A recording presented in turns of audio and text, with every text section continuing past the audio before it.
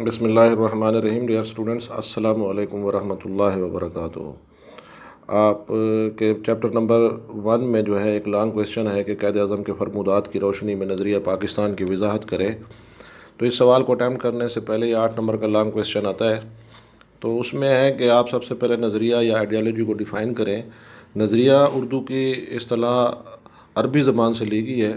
انگریزی زبان میں نظریہ کے لیے آئیڈیالوجی کا لفظ استعمال کیا جاتا ہے، جس کا مفہوم ماہرین عمرانیات یعنی جو سوشل سائنٹسٹس ہیں انہوں نے الفاظ اور اسلوب کے بیان کے ساتھ بیان کیا ہے. نظریہ سے مراد ایسا لائحہ عمل پروگرام ہے. لائحہ عمل کہتے ہیں لائن آف ایکشن کو، جس کی بنیاد فلسفہ و تفکر پر رکھی گئی ہو، جو انسانی زندگی کے تمام پہلوؤں کا، مثلا سیاسی، معاشی، تہذیبی اور معاشرتی پہلوؤں کا احاطہ کرتا ہے. اس کے علاوہ نظریہ ایسی سوچ کو کہتے ہیں جو انسان کو حرکت عمل پر ابھار دے. یہ مستحکم سوچ ہوتی ہے، پکی سوچ ہوتی ہے. فرم اور سٹرانگ بلیف کے ساتھ انسان جو ہے وہ لائحہ عمل کی طرف آتا ہے. پھر آپ نے اسی سوال کے اندر نظریہ پاکستان کی بھی تعریف کرنی ہے. نظریہ پاکستان سے مراد یہ تصور ہے کہ متحدہ ہندوستان کے مسلمان ہندوؤں، سکھوں اور دوسرے مذاہب کے لوگوں سے ہر لحاظ سے مختلف اور منفرد ہیں، صرف اور صرف مذہب کی بنیاد پر. ہندوستانی مسلمانوں کی صحیح اساس دین اسلام ہے اور دوسرے سب مذاہب سے بالکل مختلف ہے. مسلمانوں کا طریقہ عبادت، کلچر اور روایات ہندوؤں کے طریقہ عبادت، کلچر اور روایات سے بالکل مختلف ہے. اس نظریہ کو دو قومی نظریہ بھی کہتے ہیں. دو قومی نظریہ یہ ہے کہ ہندوستان میں مذہب کی بنیاد پر 2 قومیں آباد ہیں، ایک ہندو اور دوسرے مسلمان، اور اسی بنیاد پر ہم نے 14 اگست 1947 کو پاکستان جو ہے وہ بنایا. اور دوسرے الفاظ میں یہ بھی کہا جا سکتا ہے کہ نظریہ پاکستان دراصل نظریہ اسلام ہے. اس لیے ہم کہتے ہیں کہ پاکستان کا مطلب کیا؟ لا الہ الا اللہ. تو یہ آپ نے ابتدائی پیرا جو ہے اس میں یہ دونوں تعریفیں جو ہیں وہ اس پہ آپ نے لکھنی ہے. اس کے بعد ہم جاتے ہیں اپنا آپ کے سوال کی طرف. تو اس میں آ جاتا ہے کہ قائد اعظم کے فرمودات یعنی ارشادات کی روشنی میں نظریہ پاکستان کی وضاحت کریں. تو قائد اعظم یہ سمجھتے تھے کہ ہندوستان کا جو یہ مسئلہ ہے، ہندو اور مسلمانوں کا جو مسئلہ ہے، یہ اندرونی مسئلہ نہیں ہے، بلکہ یہ فرقہ وارانہ مسئلہ نہیں ہے، بلکہ یہ ایک انٹرنیشنل پرابلم ہے اور بین الاقوامی طور پر اس کو حل کیا جانا چاہیے. کانگریسی لیڈر یہ سمجھتے تھے کہ ہندوستان کے اندر مسلمانوں اور ہندوؤں کا جو مسئلہ ہے یہ فرقہ وارانہ ہے، لوکل لیول کا ہے، مقامی سطح کا مسئلہ ہے. لیکن قائد اعظم اس بات کو ماننے کے لیے بالکل تیار نہ تھے. اور قائد اعظم نے وقت کے ساتھ یہ بھی ثابت کیا کہ ہندوستان کے اندر جو ہے یہ 2 قومی مسئلہ صرف اور صرف آئینی تصفیے کے ذریعے ہی حل ہو سکتا ہے. آئینی تصفیہ کیا ہے؟ کہ مسلمانوں کے علاقے مختص کیے جائیں، وہاں پر ان کو جو ہے ان کی پاپولیشن کے حساب سے، ان کی آبادی کے حساب سے ایک علیحدہ وطن دیا جائے. تو قائد اعظم کے ارشادات آپ نے بالکل ویسے یاد کرنے ہیں جیسے کہ یہ ہیں. اس میں آپ نے جو ہے نا دیکھیں کہ قائد اعظم نے جو ہے نا یہ آل انڈیا مسلم لیگ کے تاریخی اجلاس میں آپ نے فرمایا کہ مسلمان کسی ایسے آئین کو قبول نہیں کر سکتے جس کے نتیجے میں ہندو اکثریت کی حکومت قائم ہو جائے. کیونکہ ایک مسلمان کے مقابلے میں 5 ہندو تھے. تو جب بھی اگر مغربی طرز جمہوریت جس میں ووٹنگ کا سلسلہ ہوتا ہے، اگر یہ نظام ہندوستان میں رائج کیا جاتا انگریزوں کے ہوتے ہوئے یا انگریزوں کے جانے کے بعد، تو کسی بھی صورت میں مسلمان جو ہے وہ اسمبلیوں تک، قومی اسمبلی تک یا صوبائی اسمبلی تک نہ پہنچ سکتے. اور 2 قومی نظریہ کے بارے میں قائد اعظم نے فرمایا کہ اسلام اور ہندو دھرم مذاہب نہیں بلکہ در حقیقت مختلف معاشرتی نظام ہیں. آپ تھوڑا سا جائزہ لیں کہ مذاہب کے حوالے سے ہم ایک خدا کے ماننے والے، وہ کئی خداؤں کے ماننے والے. ہم مسلمان جو ہیں وہ گائے کا گوشت کھاتے ہیں اور ہندو جو ہے وہ اس کی عبادت کرتے ہیں. ان کے 3 کروڑ 60 لاکھ دیوتا اور خدا ہیں، ہم ایک خدا کے ماننے والے ہیں. تو یہ معاشرتی حوالے سے، اور قائد اعظم نے بھی واشگال الفاظ میں کہا کہ ہندو اور مسلمان 2 مختلف تہذیبوں سے تعلق رکھتے ہیں اور یہ کبھی بھی اکٹھے نہیں ہو سکتے.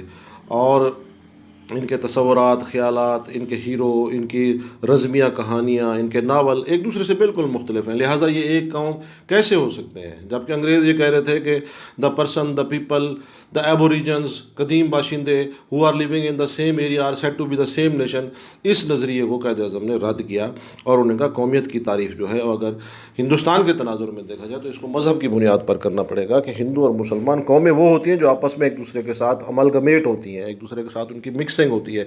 تو ہندو اور مسلمان کسی حوالے سے بھی ایک دوسرے کے ساتھ املگم ان کا نہیں ہو سکتا.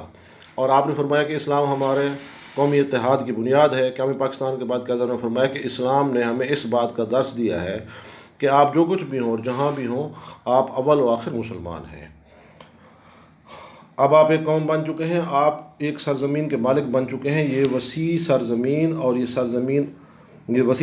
اور سرزمین آپ کی ہے۔ یہ زمین کسی پنجابی یا سندھی یا پٹھان اور بنگالی کی نہیں، بلکہ صرف آپ کی ہے۔ یہ 21 مارچ 1948 کو ڈھاکہ میں عوامی اجتماع سے آپ نے خطاب کیا۔ جمہوریت، آزادی اور مساوات اسلامی آئین کی بنیاد ہے۔ اب جمہوریت کیا ہے؟ اسلامی جمہوریت تھوڑا سا مختلف ہے جو مغربی طرز جمہوریت ہے۔ اسلام میں جو ہے پاکستان کا آئین ابھی بننا ہے، قائد اعظم نے فرمایا، اور اس کو پاکستان کی دستور ساز اسمبلی میں، جو کہ پاکستان کا آئین بنائے گی، وہ جب بھی بنائے، قائد اعظم نے فرمایا کہ مجھے نہیں معلوم کہ وہ کب ہم اس کو عملی شکل دیں گے۔ بہرحال جو کچھ بھی ہوگا، انہوں نے کہا کہ اس کی نوعیت جمہوری ہوگی اور یہ اسلام کے بنیادی اصولوں پر مبنی ہوگا۔ یہ اصول آج کی عملی زندگی میں بالکل اسی طرح سے قابل عمل ہیں جیسے حضور صلی اللہ علیہ وسلم کے دور میں، یعنی 1300-1400 سال پہلے تھے۔ اسلام ایک اعلیٰ نصب العین ہمارے سامنے رکھتا ہے اور جو جمہوریت کے بغیر حاصل نہیں ہو سکتا۔ اسلام نے ہمیں انسانی مساوات کا درس دیا ہے اور انصاف اور حسن سلوک کا حکم دیا ہے۔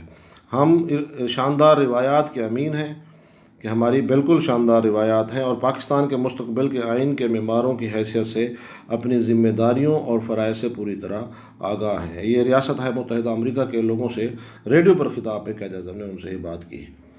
اور اس کے بعد جو ہے نا، آپ نے حاکمیت کے حوالے سے، کیونکہ قرآن خود کہتے ہیں الحکم الا للہ، حکومت جو ہے وہ اللہ تعالیٰ کی ہے، اور زمین پر جو مسلمان ہیں وہ اللہ تعالیٰ کے حکموں کے مطابق ریاست کو چلائیں گے۔ ایک اسلامی ریاست کے رہنما اصول بیان کرتے ہوئے آپ نے فرمایا کہ بنیادی طور پر ایک اسلامی ریاست میں اطاعت کا مرکز اللہ کی ذات ہے، الحکم الا للہ۔ اسلامی ریاست کا نظام قرآنی اصولوں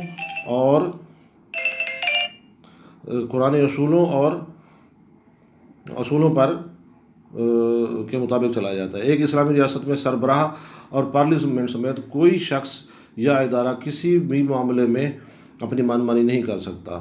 قرآنی احکام ہی سیاست اور معاشرت میں ہمارے طرز عمل کو متعین کرتے ہیں۔ ایک جگہ آپ نے فرمایا کہ غربت کا خاتمہ اور قیام پاکستان کا اہم مقصد ہے۔ پاکستان کی پہلی دستور ساز اسمبلی میں، جو کہ پہلی اسمبلی بنی جس میں 79 ممبران تھے، ان سے خطاب کرتے ہوئے قائد اعظم نے فرمایا کہ اب اگر ہم اس عظیم مملکت پاکستان کو مسرت اور خوشحالی کی سرزمین بنانا چاہتے ہیں تو ہم نے اپنی پوری توجہ صرف اور صرف عام لوگوں کی فلاح و بہبود پر دینی ہے، کیونکہ اسلام جو ہے وہ فلاحی ریاست کا تصور دیتا ہے، خاص طور پر غریب لوگوں کی حالت کو بہتر بنانے کے لیے۔ 11 اگست 1947 کو آپ نے پہلی دستور ساز اسمبلی سے خطاب کیا۔ پاکستان کے مساوی درجے کے غیر مسلم پاکستان کے مساوی درجے کے شہری ہیں۔ اسی طرح جب پاکستان بن جائے گا تو یہ رضاکارانہ جو قوموں کا تبادلہ ہوگا کہ کون پاکستان میں رہنا چاہتا ہے اور کون ہندوستان میں رہنا چاہتا ہے، یہ تبادلہ رضاکارانہ بنیادوں پر ہوگا۔ یہ نہیں ہوگا کہ بھئی کسی کو زبردستی یہاں سے نکال لیا جائے۔ اگر کوئی ہندو پاکستان میں رہنا چاہتا ہے تو اسلام جو ہے وہ اقلیتوں کو بڑے حقوق دیتا ہے۔ تو اسی کے حوالے سے آپ نے فرمایا کہ آپ آزاد ہیں۔ یہ آپ کا 11 ستمبر کا قائد اعظم کا جو خطبہ ہے نیشنل اسمبلی سے، اس میں آپ نے فرمایا کہ you are free to go to your mosques, your temples اور any other place of worship in the course of time the Hindu would cease to be Hindus and Muslim would cease to be Muslims. کہ آپ آزاد ہیں، آپ اپنے مندروں میں جائیں، آپ اپنی مسجدوں میں جائیں، اپنی عبادت گاہوں میں جانے کے لیے مکمل طور پر آزاد ہیں۔ اور آپ نے فرمایا کہ ہم اپنے سفر کا آغاز اس بنیادی اصول کی روشنی میں کر رہے ہیں کہ ہم سب مملکت پاکستان کے شہری ہیں۔ تو قائد اعظم کے یہ ارشادات جو ہیں یہ آپ نے ہو بہو جیسے لکھے ہوئے ہیں ویسے یاد کرنے، اور اس کو جب آپ یاد کریں گے تو آپ کو اس کے پورے نمبر آ سکتے ہیں۔ تو امید ہے آپ کتاب سے بھی استفادہ کریں گے اور یہ لیکچر بھی اس کو غور سے سنیں۔ Thank you very much.